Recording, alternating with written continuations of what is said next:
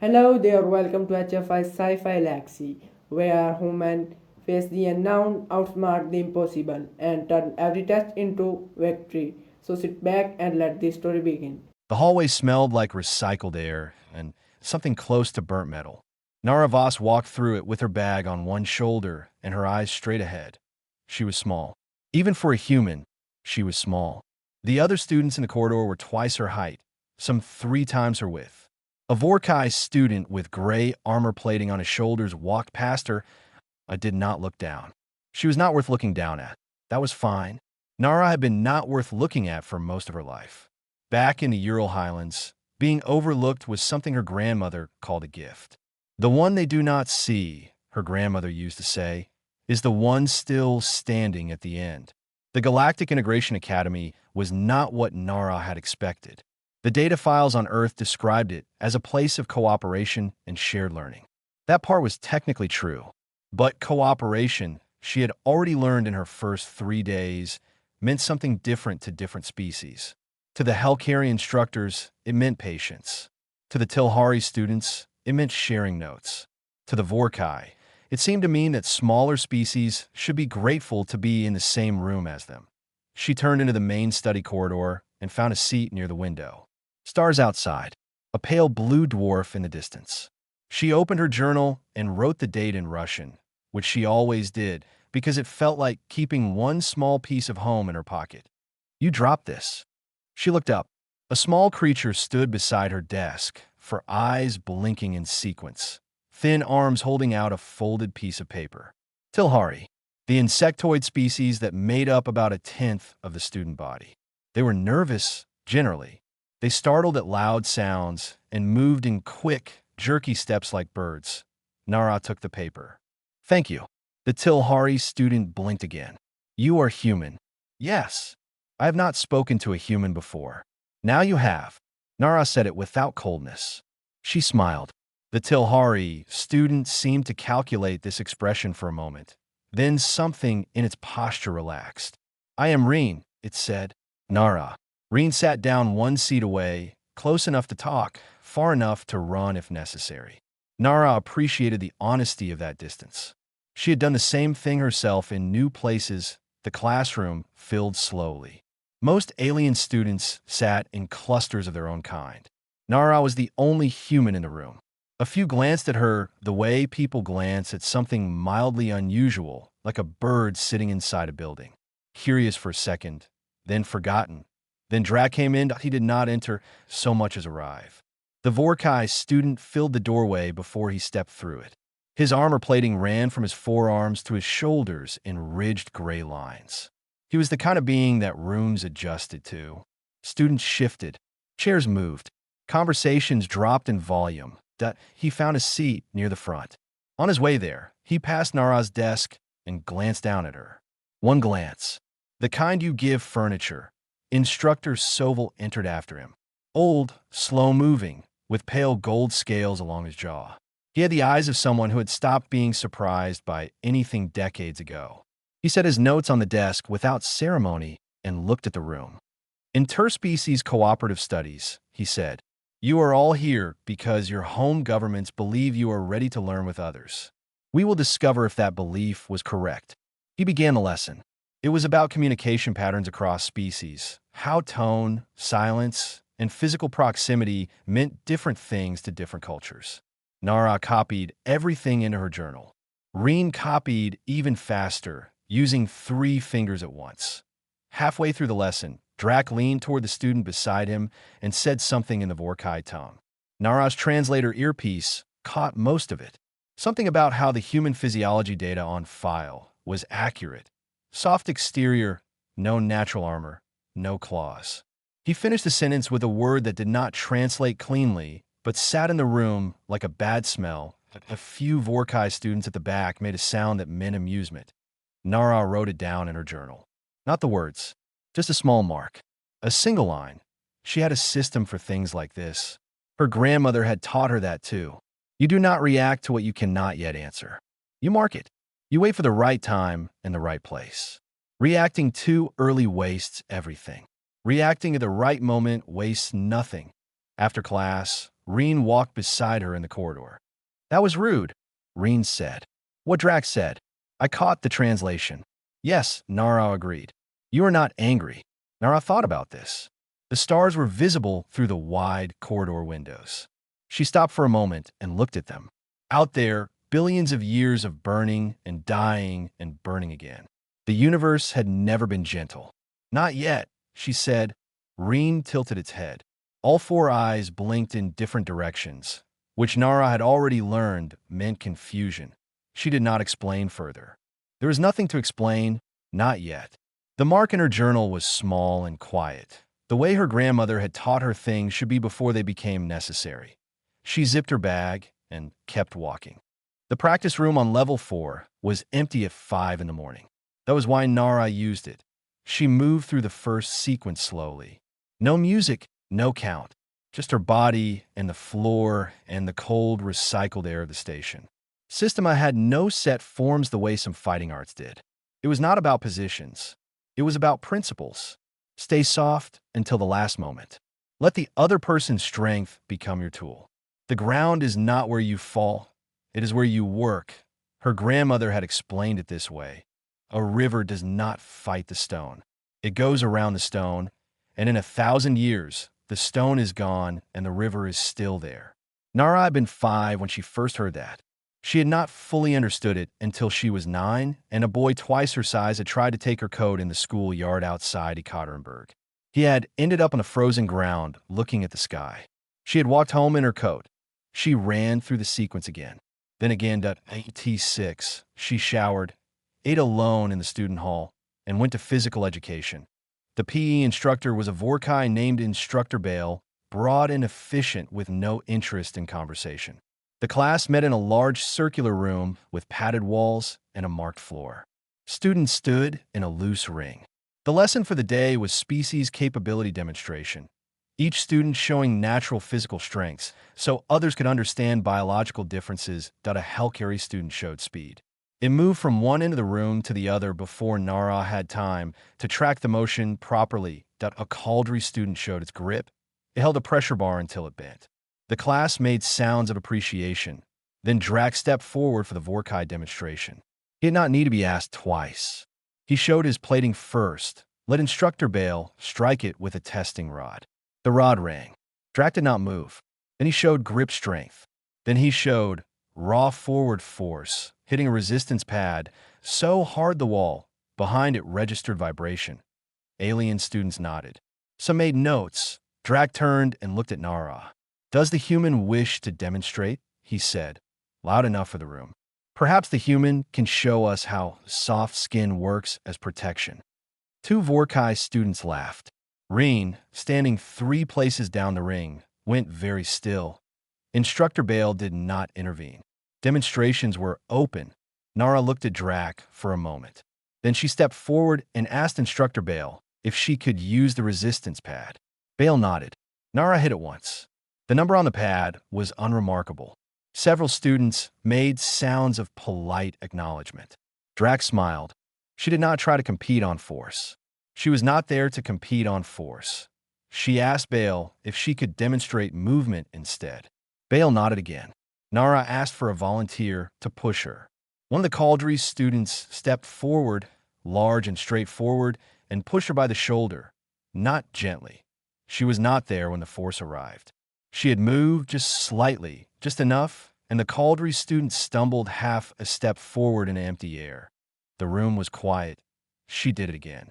Same push, same redirect, different angle. The Cauldry student stumbled differently. Instructor Bale watched with new attention. Nara stepped back. That is the demonstration, she said. Drax had stopped smiling, but only for a moment. Then the smile came back wider. Tricks, he said. Against a real force, it means nothing. Nara picked up her bag. Okay, she said. That one word sat in the air after she left. Later, in his office at the far end of the station, Director Holm pulled up the PE room footage. He had been watching the human students loosely as part of his diplomatic monitoring role. He watched the moment twice. Then he opened Nara Voss's file that he read the training record. Years of Systema. Registered instructor's certification at age 15. Highland Survival Certification, Winter Mountaineering, a note from her secondary school that said, with visible confusion, that she had defused 3 physical confrontations in 1 year without anyone involved fully understanding how. Holm sat back. He did not write a report yet, but he left her file open on his screen. 2 days later, Instructor Sovol announced the demonstration, that he called it a cooperative movement exercise. Voluntary. Open to any pair of students who wanted to show the class how different species approached physical problem solving. The goal was educational. The tone was calm. The door was open to leave if no one volunteered. Drac volunteered before Sovol finished the second sentence. He stood up and pointed across the room at Nara. "I will demonstrate with the human," he said. He framed it generously, loudly.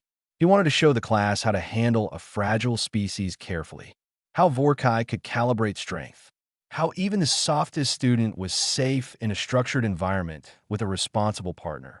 Several alien students shifted uncomfortably. A Hellcarry girl near the window looked at the floor. Reen's 4 eyes all focused on Nara at once. Instructor Sovol looked at Nara without expression. "This is voluntary," he said. "You may decline." The room waited. Nara closed her journal. She sat on the desk with a flat, quiet sound. She stood up and walked to the center of the room without hurry. She stood on a marked circle and faced Drac and said nothing. Drac walked to the circle like he was doing her a favor. He addressed the class as he stretched his shoulders. He talked about Vorkai physiology, armor plating effective against impact, core mass providing stability, grip rated at pressure levels that would fracture most species' bones. He was not boasting, exactly. He was teaching. He was teaching the class that Nara had already lost before anything had happened. Nara stood in the middle of the circle with her arms at her sides. Her posture was wrong by most fighting standards. No wide stance, no guard, no visible tension in her shoulders. She looked like someone waiting for a bus. Reen had stopped breathing. The Tilhari student had pressed both thin hands flat on the desk and was completely still. Instructor Sovol stood at the edge of the room with his hands behind his back. He had not taken a single note. He was watching Nara's feet. Drac looked at her, and his smile was patient. Generous. He would not hurt her. That was his gift to her.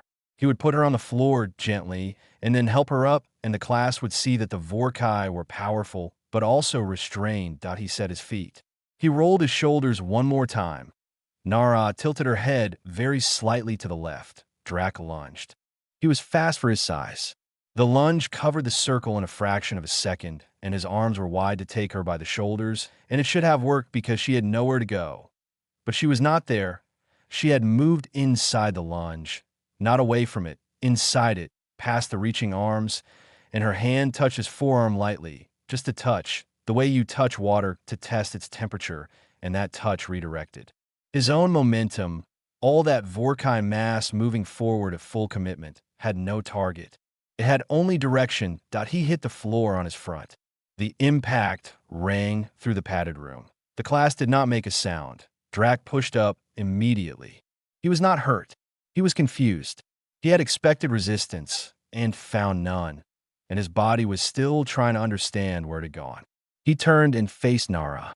She was standing 3 steps away, arms at her sides, same posture. He came at her differently this time. Lower, one arm reaching for a grip.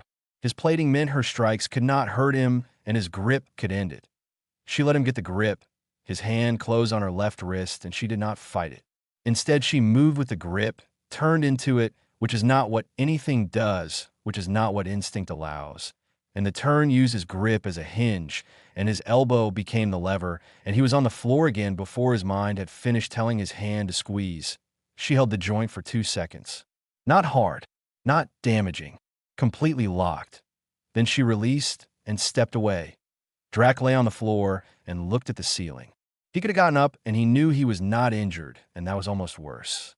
If she had hurt him, there would be something to point at. Instead, there was only the floor and the ceiling and the fact that it had happened twice. That he got up. Instructor Sovol raised one hand. Enough. The word was quiet. It landed like a door closing. Drac stood in the middle of the circle. His armor plating was unmarked. Nothing on him was broken. His pride was a different matter, and that was entirely invisible, which somehow made it worse. Nara walked back to her desk. She sat down. She opened her journal and wrote one line. Reen, sitting beside her, tilted slowly to look. She had written, in Russian, her grandmother's saying about the river and the stone. The class stayed silent for a long moment. Then Reen made a sound. In Tilhari, it was a specific exhalation, the kind made only when a mind has been completely rearranged by something it did not expect. There is no clean human translation. All comes close. Wonder comes close. Neither is exact. The Hellcarry girl, near the window, looked at Nara. Not the way she had before. The way you look at something you thought you understood and have just discovered you did not understand at all. Instructor Soval looked at the floor, where Drac had been. Then he looked at Nara. His expression was the expression of a man who had just been handed a new piece of information after 40 years of thinking he had collected all of it. He dismissed the class 10 minutes early. He had not explained why. Drac left without speaking. At the door, he paused for just a moment, but did not turn around. Nara zipped her bag, stood, and walked out into the corridor. Stars in the long windows. The same stars as always. The corridor felt slightly different, and she could not name why. She decided it did not need a name. She wanted to find something to eat. Instructor Soval kept her after class with the simple economy of someone who does not waste words. Sit, he said. She sat. He sat across from her with his hands folded and his pale gold eyes steady. Outside his office window, the station turned slowly and the stars rotated in a long arc. Where did you learn that? He asked. My grandmother, Nara said. She was a Systema instructor, former military. She started teaching me when I was 5. Systema, it is a Russian martial discipline. Old, from before space travel, before most of the world's governments unified. It was developed for soldiers, then passed down. My grandmother's version was practical. Soval was quiet for a moment. I have taught here for 40 years, he said. Students from 31 species. I have seen physical demonstrations from species whose biology makes them, by any measure, more powerful than anything on your planet. He paused. I have never seen a student of any kind redirect force that precisely without causing damage. Nara said nothing. Do all humans train this way? No, she said. Most do not. The ones from harder places often do. Not the same art, but the same thinking. Earth was not a simple place to grow up in. It still is not, in many regions. When the environment is hard for long enough, the people it produces carry that in how they move. Soval turned this over. Your planet tried to kill you. For a very long time, Nara said. And you're still here. All of us who made it this far are still here. She paused. That sounds aggressive. I do not mean it that way. I just mean the ones who were too fragile did not make it. The rest of us learned. Soval wrote something on his notepad. She did not ask what. She was leaving when she heard footsteps behind her. She turned. Drac stood in the corridor.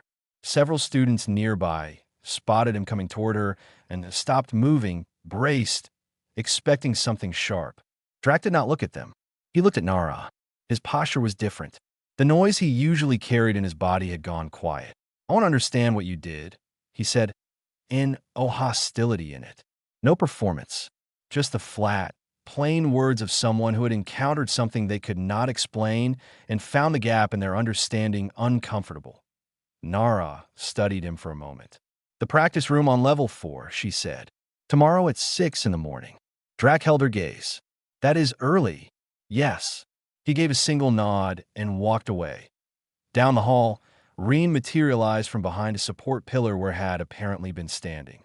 Its 4 eyes were aimed at Nara with visible confusion. You're going to teach him? Reen asked. I'm going to try, Nara said. After what he did, Nara started walking. Reen fell in a step beside her.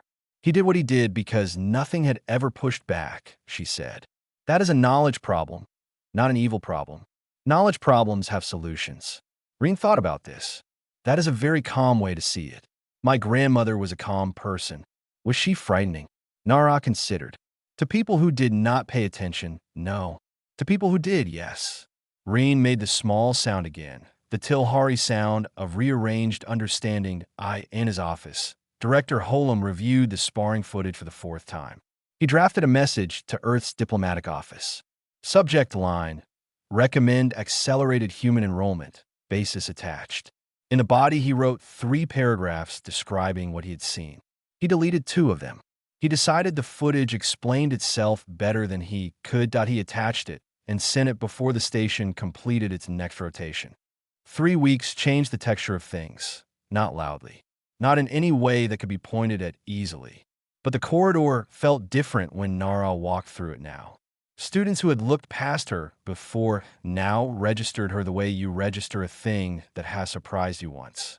Not fear, something more specific than fear.